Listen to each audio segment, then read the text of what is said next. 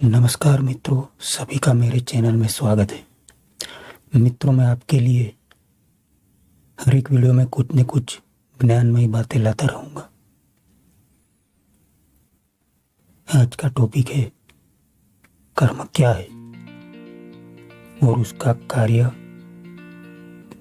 कैसे होता है। मित्रों, आपने कभी सोचा है सृष्टि का संचालन कैसे होता है, या फिर सब अंधेरी नगरी गंडू राजा जैसा कारोबार है? तो नहीं, हमारे सब लोगों के जीवन अटपटे है। कोई व्यक्ति दुखी है तो कोई व्यक्ति सुखी है। और ज्यादा आश्चर्य की बात तो तब होती है जब लुच्चे, लंपट, गुंडे, मवाली लोग के पास गाड़ी है, बंगले है, करोड़ों रुपए है और न्याय नीति से चलने वाले पवित्र सात्विक लोग दुखी है। उसका कारण क्या? ऐसा प्रत्यक्ष दिखाई देता है तब ईश्वर पर से श्रद्धा कम हो जाती और लगता है ऊपर वाले के यहाँ अंधेर है। किंतु अपनी यह मान्यता बिल्कुल भी गलत है। अपने जीवन कर्माधीन है और ये कर्म के भी 3 प्रकार है: क्रिया कर्म, संचित कर्म, तीसरा प्रारब्ध कर्म। क्रिया कर्म यानी अपना रोजिंदा कार्य, जैसे खाना, पीना, उठना, बैठना, ऑफिस जाना, काम करना इत्यादि। संचित कर्म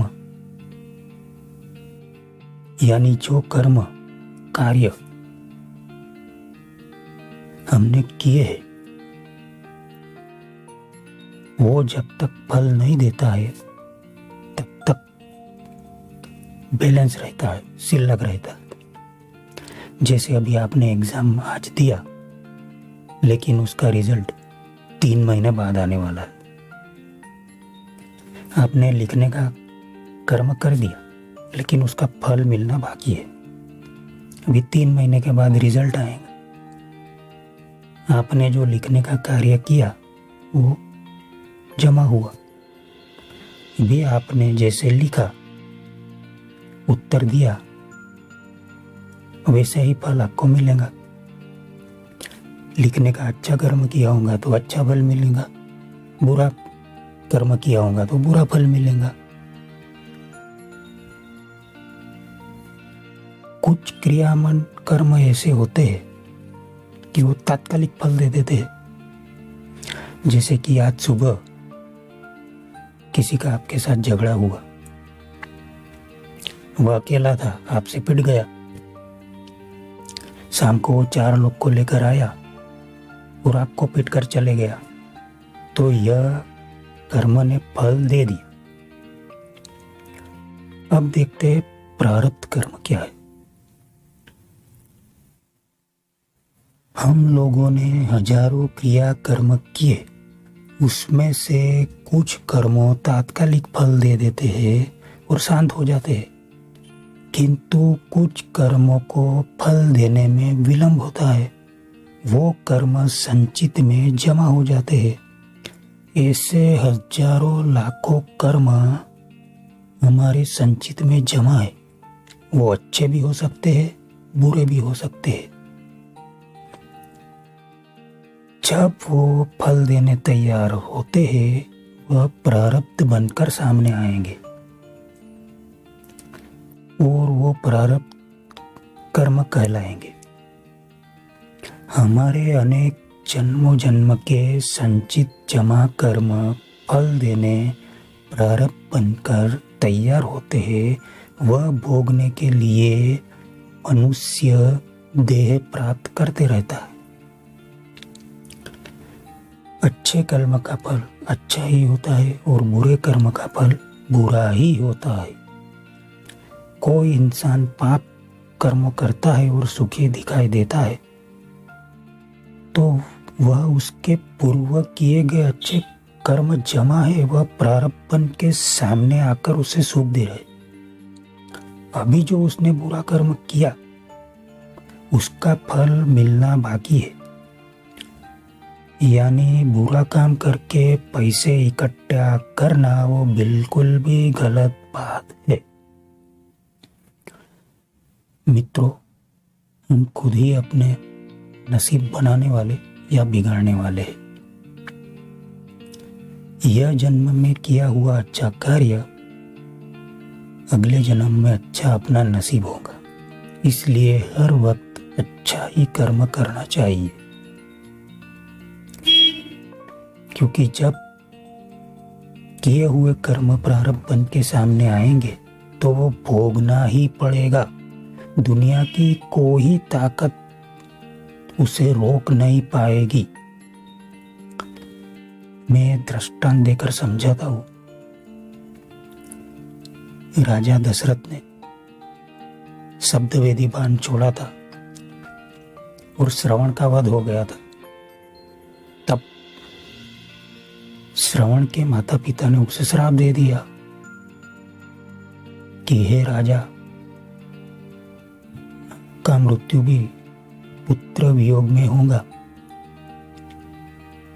दशरथ राजा ने जो कर्म किया वो तात्कालिक फल कैसे देता? तब उसकी शादी नहीं हुई थी, उनके बच्चे नहीं थे। समय जाते हुए उनकी शादी हुई, बच्चे हुए, बच्चे बड़े हुए, तब राम का राज्याभिषेक था। तब कैकेयी ने वर मांगा, राजा राम को वनवास और भरत को राजगद्दी मिले। तब शोकातुर राजा दशरथ, राम जब वन में जाने लगे तब उसको मृत्यु प्राप्त हुई और मृत्यु हो गई। राजा दशरथ यानी भगवान राम के पिताजी, खुद भगवान श्री राम भी उसको मृत्यु का एक्सटेंशन नहीं दिला सके,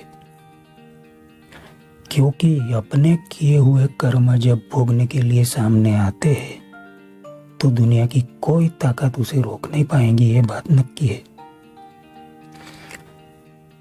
हम ही खुद अपने सुख और दुख के लिए जिम्मेवार है। सामने सुख आता है तो खुश होते हैं और दुख आता है तो ईश्वर को दोष देते हैं। मित्रों, हाल कलयुग के प्रभाव में ज्यादातर लोगों का मन अच्छे की जगह बुरे कर्म की ओर खींचता रहता है। इसलिए सत प्रवृत्ति वेगवान बनाने में ही जीवन का सार है। आदमी जन्म से नहीं, कर्म से महान है।